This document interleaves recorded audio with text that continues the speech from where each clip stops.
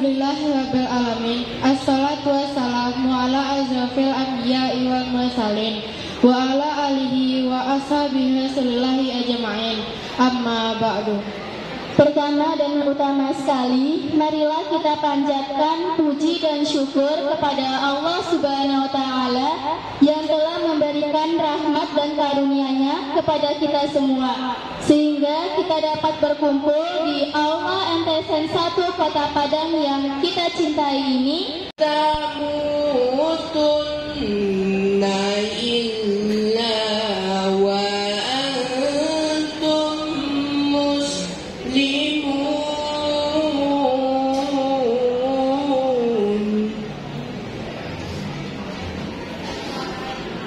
wa'tasimu bihablillahi jami'an wa la tafarraqu. Untuk itu, marilah kita menuntut ilmu untuk mendapatkan kebaikan dunia maupun akhirat. Sekian dari saya. Wabillahi taufik wal hidayah. Wassalamualaikum warahmatullahi wabarakatuh.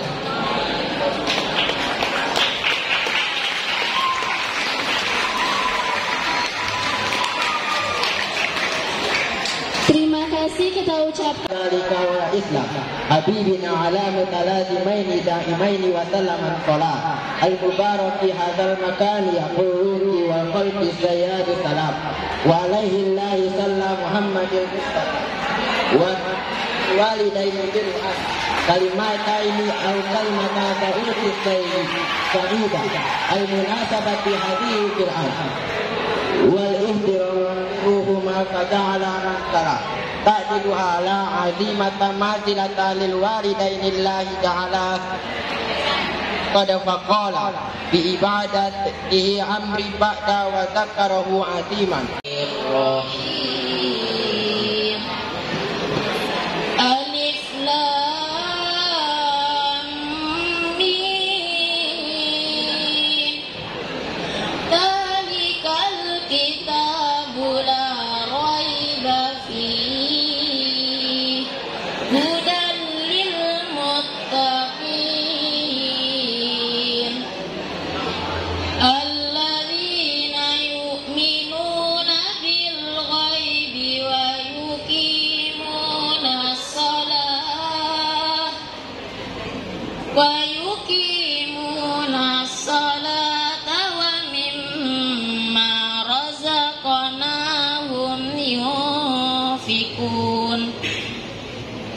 والذين يؤمنون بما أنزل إليك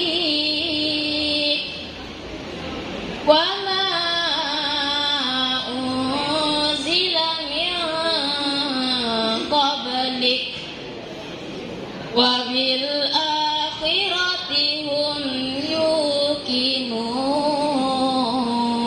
Nabi besar Muhammad Sallallahu Alaihi Wasallam yang telah bersusah payah membawa umatnya dari zaman yang tidak berilmu pengetahuan kepada zaman yang berilmu pengetahuan pada saat sekarang ini. Anak-anak ibu, generasi harapan bangsa, pada pagi hari ini Ibu akan memberikan sedikit tausiah yang sangat penting dalam kehidupan kita, yaitu pentingnya melaksanakan sholat. Ibu sudah memperhatikan lebih kurang kita melaksanakan proses belajar mengajar 1 semester, tapi banyak anak-anak ibu yang sangat lalai mengerjakan sholat ini. Ananda sudah dibimbing dan dididik mulai dari TK, kemudian MI atau SD, kemudian dididik lagi di MTSN dan mempunyai mata pelajaran khusus yang namanya fikih. Sudah dijelaskan kepada Ananda bahwa pentingnya sholat itu adalah sebagai kita orang Islam, kalau kita mengakui orang Islam, kita wajib melaksanakan sholat.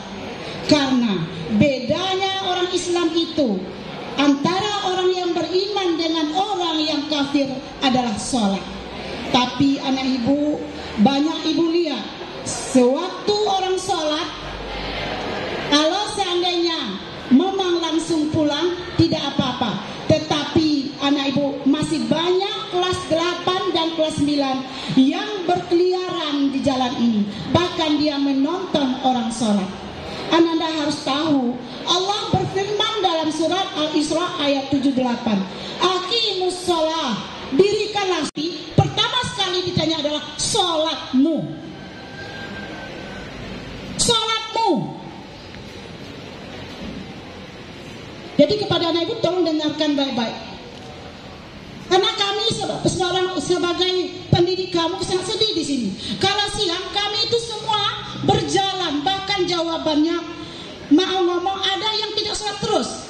Sudah 2 minggu tidak sholat. Kami pikat terus mencari. Jadi kalau sholat ini pakaian lunak. Dalam Al-Quran juga Allah memberikan ancaman-ancaman kepada orang sholat. Wawailul musallin, dalam soal Al-Maun kita juga belajar ya.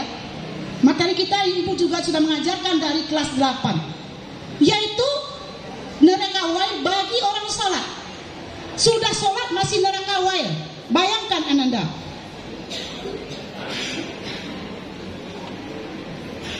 Itu baru orang yang melalaikan. Apalagi kita yang tidak sholat. Bagaimana kira-kira bagi kita yang tidak sholat? Seperti apa kita nanti ke neraka? Coba pikirkan. Apakah tahu Ananda akan meninggal nanti 1000 tahun akan datang? Kamu ingat nak, setiap yang bernyawa pasti mati. Ibu kalau bertanya hari ini yang sholat subuh nih, pasti ada yang tidak sholat subuh. Yakin ibu? Coba angkat tangan dengan jujur. Kalau tidak kita tidak. Kalau tidak kamu mengaku kan dosanya 2. Yang pertama dosa sholat, yang kedua dusta. Coba angkat tangan yang tidak sholat subuh pagi tadi. Jujur. Jujur. Yang tidak sholat subuh. Berarti Ananda wajib sholat tapi tidak sholat. Kita tidak boleh menuju orang nak, karena kuburan itu besok satu kita satu kuburan. Nah, baik. Kita lanjutkan. Yang tidak sholat, untuk setelah ibu berikan tausiah ini agar bisa melaksanakan sholat wajib, itu akan meningkatkan ketakwaan kita kepada Allah. Yang kedua, orang yang sholat itu akan membuat hatinya tenang, baik itu secara lahir maupun batin. Mungkin oleh anak ibu terasa, kalau kita siap sholat, batin kita akan menjadi tenang. Tapi kalau anak ibu yang sudah biasa sholat, kemudian dia berjalan jauh, pasti dia gelisah apabila belum sholat, karena sudah menjadi kebiasaan baginya. Tapi bagi yang tidak pernah sholat, dia tidak masalah. Apapun yang terjadi, dia akan tetap tidak sholat. Apalagi sekarang ini ada HP, dia akan ingat dia akan sholat lagi. Waktu zuhur, asar, dia akan sedang melaksanakan perbuatan keji dan mungkar. Kenapa kita dijauhkan dari kejahatan keji dan mungkar kalau kita melaksanakan sholat? Tentu Ananda sudah tahu jawabannya. Walaupun tahu, ibu akan menjelaskan sedikit. Yang pertama, kalau kita laksanakan sholat itu pertama sekali kita harus bersuci, baik dari hadas besar maupun hadas kecil. Setelah itu kita akan melaksanakan sholat mulai dari rukunnya sampai dengan niat sampai tertib. Itu kita berbicara, berkomunikasi dengan Allah. Setelah itu kita iringi dengan doa. Maka kita setelah berbicara atau berkata dengan yang menciptakan kita, insya Allah apapun yang kita minta, apapun yang kita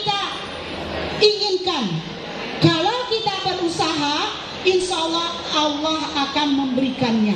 Yakinlah Ananda, kalau kita berusaha dan berdoa, Allah pasti memberikan sesuatu.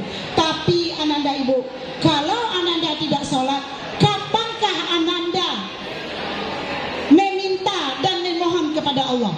Kita meminta dan memohon kepada Allah itu adalah waktu setelah selesai sholat.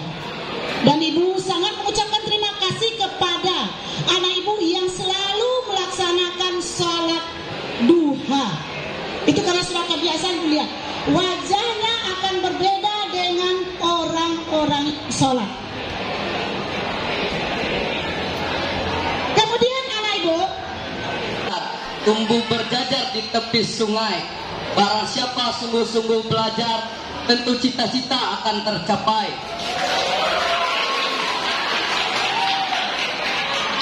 Ramai orang mencari lontar, rehat berburu sambil pulang. Pandai orang karena belajar, nasihat guru jangan ditentang. Padi berjajar di tengah sawah, jamu mengkudu segar rasanya. Kita belajar di waktu sekolah, ilmu dari guru besar gunanya.